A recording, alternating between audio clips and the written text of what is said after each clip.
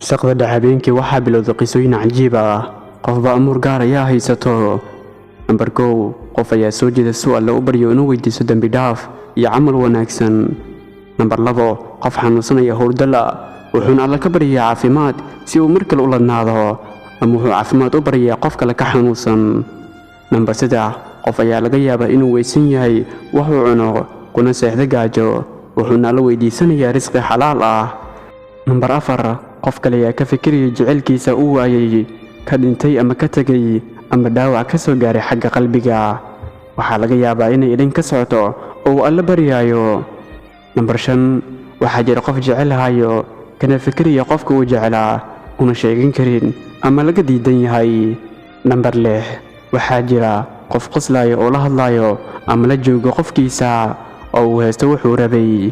nambar 7 waxaa jira qof xildoon ah ama raadinaya maal adduun kana fikiraya qorshaha noloshiisa. nambar 8 waxaa jira qof mustaqbalka dadka Soomaaliyeed horumarkooda ka shaqaynaya una dhafaya una dadaalaya dhib badanna u maraya. nambar 9 waxaa jira mid kale ku fikiraya siduu biri qof kale u dili lahaa hantina u dhici lahaa ama xumaan kale u geysan lahaa.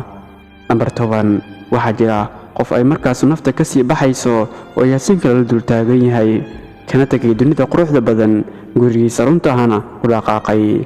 intaas in ka badan way jiraan haddaba adiguna barkee tahay